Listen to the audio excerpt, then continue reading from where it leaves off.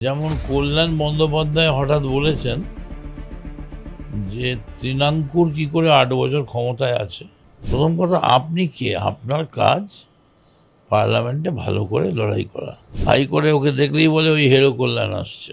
টিএমসির জামা পরে জেলের ভিতর গিয়ে আমি দুগুণেরও বেশি ভোটে জিতে আবার ব্যাক করেছি বাপের বেটার মতো। সবসময় আঙুল তুলে ওই এই কাঞ্চন আমার কেন্দ্রে আসবে না, ও বলার কে? আমায় বলবেন যে তুমি যাবে না উত্তরপাড়ায় পণ্যগড়ে? আমি তো পরের দিন মঞ্চ বেঁধে মাইক বেঁধে মিটিং করবো। লজ্জা টজ্জা রাখুন না, বয়স হয়েছে। मैंने सितारों को गिरते हुए देखा। Don't be so proud Kalyan of your zenith position. Actually Kalyan ঠিক কোনোদিন ছাত্র পরিষদ করেনি তো। বাঁকুড়ার ছেলে এসে একদম দক্ষিণ কলকাতায় সেটিং হয়েছে। দলের থেকে বেরিয়ে বলবো না মমতা ব্যানার্জির কোলে বসে তৃণমূল করব, সেটা উনি কি উত্তর দেবেন? উনি জানেনই না আমরা হচ্ছি কার্তিকের মতো, আমরা ওই গণেশের মতো ঘুরতে যাই না, তাই আমি যাব না। আর যাই হোক, কল্যাণ ব্যানার্জির সঙ্গে কথায় তর্কে মেতে আমি আমার স্ট্যান্ডার্ড নষ্ট করতে পারি। একটা বায়রন বেরিয়েছিল, 3 দিনের মধ্যে আয়রন হয় অভিষেকের কাছে জমা হয়ে গেছে। আসানসোলে হেরে কিভাবে শ্রীরামপুরে সিট জোগাড় করলেন কল্যাণ ব্যানার্জি, এই প্রশ্নটা তুলেছেন আপনি। তবে কি আপনার মতে তার জেতার যোগ্যতা নেই? অ্যাকচুয়ালি আগেই আমি বলে রাখি, আমি CPM, BJP, even Congress, Naxal এদের বিরুদ্ধে বক্তব্য হচ্ছে। পার্টির মধ্যে আমি বাইরে কথা বলা পছন্দ করি না, কারণ আকাশে থুতু দিলে নিজের গায়ে লাগে। তবে দু একটা সময় বড্ড অসহ্য হয়ে যায়। যেমন কল্যাণ বন্দ্যোপাধ্যায় হঠাৎ বলেছেন যে তৃণাঙ্কুর কি করে 8 বছর ক্ষমতায় আছে, ওর মাথায় কার হাত? এটা অত্যন্ত লজ্জার কথা। একজন এমপি তার তো জানা উচিত যে পার্টি তিনি করছেন কার হাত আছে। তৃণমূলের মাথায় মমতা ব্যানার্জি এবং অভিষেক ব্যানার্জির হাত আছে। আপনার যদি কন্ডেম করার থাকে আপনি ডাইরেক্টলি কন্ডেম করুন। প্রথম কথা, আপনি কে? আপনার কাজ পার্লামেন্টে ভালো করে লড়াই করা। ছাত্র পরিষদে কে কোথায় কী করছে, ইটস নট ইউর জব। এটা এক। দুই হচ্ছে, কল্যাণ একবার জিতেছিল আসানসোল, তারপরে বারই ভোকাট্টা হয়ে গোহারান হেরে সেই যে আসানসোলের বাসা ছেড়ে পালিয়ে এলো, মানে আসানসোল ওকে গো ব্যাক করে দিল। সেই থেকেও আসানসোল ছেড়ে এসে দিদিকে বললো আমাকে সব থেকে বেস্ট সিটটা দাও, সব থেকে ভালো সিট শ্রীরামপুর। মমতা দি তাকে দিলেন, স্নেহ পরবশ হয়ে দিলেন। এবং শুধু তাই নয়, থাকবে কোথায় বাঁকুড়ার ছেলে, তাকে মমতাদির পাড়ায় একটা ঘরও দেখে দিলেন। এখন মুশকিল হচ্ছে এগুলো পেয়েছে ভাগ্য গুণে, কপাল গুণে। যোগ্যতা আর কপাল দুটো আলাদা। যোগ্যতা থাকলে উনি কি মামলাগুলো জিততেন। ওকে হাই করে ওকে দেখলেই বলে ওই হেরো কল্যাণ আসছে, আমি বলি না। তারপর হাইকোর্টে যতবার নির্বাচন হয়েছে বার অ্যাসোসিয়েশনের, প্রত্যেকবার দাঁড়িয়ে দাঁড়িয়ে হেরেছে। এমনকি একবার ওর জন্য মমতা বন্দ্যোপাধ্যায়কে পর্যন্ত টেনে নিয়ে গিয়েছিল। ও যা ইচ্ছে তাই করেছে। তবে আমি চাই না ওর সঙ্গে বলে না, আমি দলের মধ্যে ঝগড়া চাই না। তবে যেটুকু না বললে খুব খারাপ দেখায়, যেমন ও বলেছে যে আমরা টিএমসির জামা পরে আমরা বিহাইন্ড দ্য বার গিয়েছি, জেলে গিয়েছি। ন্যাচারালি সেখানে তো উত্তর দিতেই হয়। টিএমসির জামা পরে জেলের ভিতর গিয়ে আমি দুগুণেরও বেশি ভোটে জিতে আবার ব্যাক করেছি বাপের বেটার মতো। মানুষ তারা উপুর করে ঢেলে দিয়েছে। কল্যাণ ব্যানার্জি মমতা ব্যানার্জির হাত ধরা অবস্থায় সিটিং সিটে আসানসোলে হেরে গেছেন। আর আমি সিপিএমের আমলে পলিট ব্যুরো মেম্বারের কেন্দ্রে আমতলায় পশ্চিম বিষ্ণুপুর 31,900 ভোটে বাই ইলেকশন জিতেছি। আম আর আমসত্ত্ব দুটো আলাদা, ফজলি আর ফজলি তোর আম দুটো আলাদা। এর মধ্যে কিছু হয় না, তুলনা হয় না, যে যার মতো। কিন্তু ও যেভাবে যাকেই পারে তখনই আক্রমণ করে, সবসময় আঙুল তুলে ওই এই কাঞ্চন আমার কেন্দ্রে আসবে না, ও বলার কে? ও তো পার্টির ওদিকে, কিন্তু কাঞ্চনকে তো পার্টির মমতা বন্দ্যোপাধ্যায় নমিনেশন দিয়েছেন, জিতিয়েছেন। তা কাঞ্চন কোথায় যাবে না যাবে সে তো, কাঞ্চন বেচারি ভদ্র ছেলেও হয়তো বলতে পারেনি কিছু। আমায় বলবেন যে তুমি যাবে না উত্তরপাড়ায় পণ্যগড়ে, আমি তো পরের দিন মঞ্চ বেঁধে মাইক বেঁধে মিটিং করবো। এসব ঝগড়া করে লাভ নেই। সত্যি যদি হিম্মত থাকে মমতা ব্যানার্জিকে বলুন, দিদি একবার চান্স দেওয়া হোক, আপনি আপনার পক্ষে সবাই যাবেন, আমি আপনার বিপক্ষে দাঁড়াবো, শুধু গায়ে আমার তৃণমূলের পতাকাটা থাকবে। যদি হিম্মত থাকে লড়ে দেখান। বাজে বাজে কেন কথা বলছেন, অসভ্য কথা, বাজে কথা।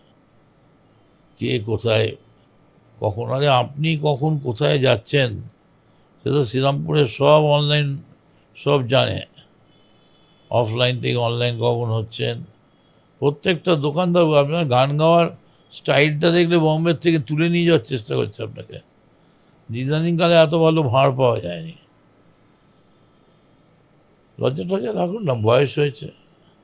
আর আপনি যে একবার সিবিআই জিতেছিলেন, কোর্টের সিদ্ধান্তই হচ্ছে, ট্রেন্ড হচ্ছে অপোজিশনকে কোর্ট সবসময় অ্যাডভান্টেজ দেয়, সিবিআই দিকে ঠেলে দেয়। ঠিক যেমন এখন অপোজিশন পারপাস চেয়ে যাচ্ছে, তো সেটা একবার হয়েছে, কিন্তু ওই একবারই ওই এক শেষ। তার পরিবর্তে আপনি কি বানিয়েছেন সেটা দেখুন। তবে এত কিছু করবেন না। इतना घमंडी मत हो अपनी बुलंदी पर, मैंने सितारों को गिरते हुए देखा। Don't be so proud, Kollan, of your zenith position. I have seen the stars falling. আচ্ছা দাদা, এই একই প্রসঙ্গে আপনি যেটা বলেছিলেন যে তৃণাঙ্কুরের বিরুদ্ধে মন্তব্য করার জন্য দলের তরফ থেকে অ্যাকশন বা শাস্তি দেওয়া হোক, আপনি ঠিক কি ধরনের অ্যাকশনের কথা বলেছেন এখানে? মানে এটা আমি খুব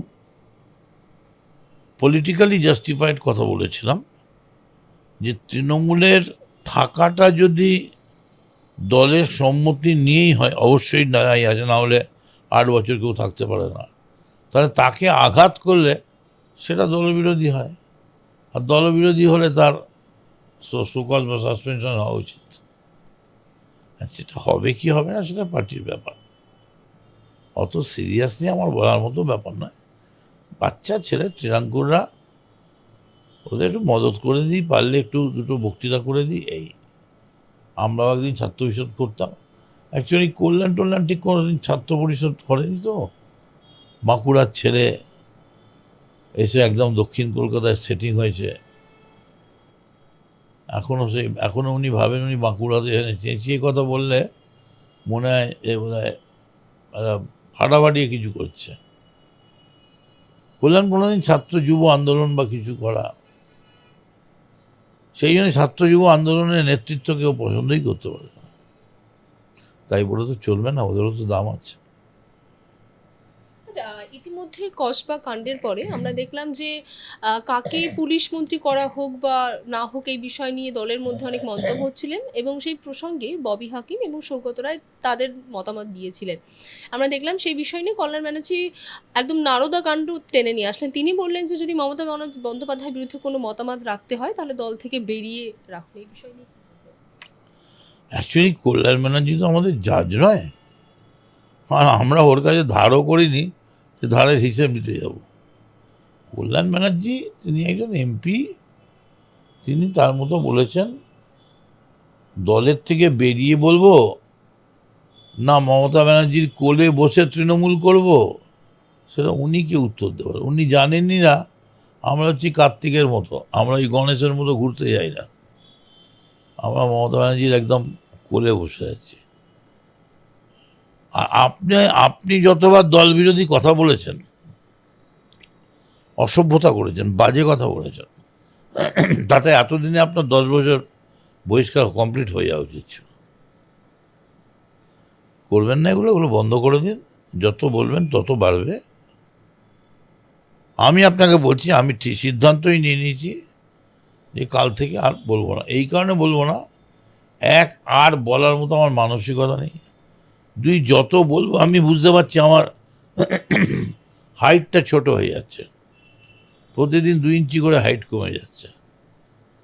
এই খেলায় আমি যাব না। আর যাই হোক, কল্যাণ ব্যানার্জির সঙ্গে কথায় তর্কে মেতে আমি আমার স্ট্যান্ডার্ড নষ্ট করতে রাজি নই।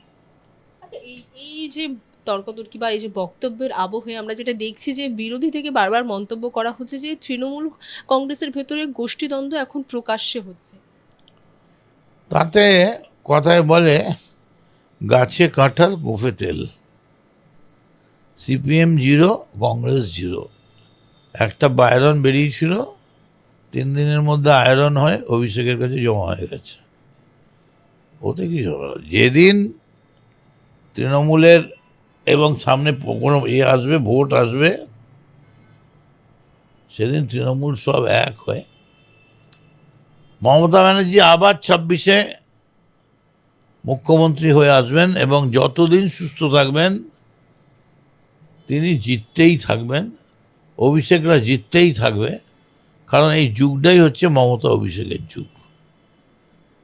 আচ্ছা, একটা শেষ প্রশ্ন করব যে ইতিমধ্যে এই হয়, কারণ প্রশ্নটা এটাই যে ব্যবসায়ী মোহাম্মদ জুলকার নাইনকে তৃণমূলে নেওয়ার পিছনে আর্থিক লেনদেন থাকতে পারে এমন মন্তব্য করেছেন জাভেদ খান, যদিও তিনি স্পষ্ট ভাষায় কিছু বলেন।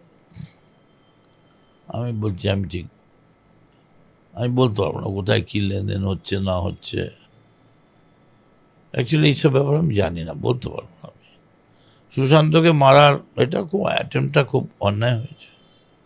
কাউন্সিলরকে গুলি করবে কেন? এই, তবে পুলিশদের একাংশের মধ্যে একটু ল্যাথার্জি এসছে এবং মানে যারা নিচুতলার পুলিশ কর্মী তারা অনেক সময় গা ছাড়া দিয়ে কাজ করছে, তাদের উপরে একটু নজর রাখা দরকার। বাংলা হাটের আরো খবর দেখতে নজর রাখুন। বাংলা খবর মানেই বাংলা হাট।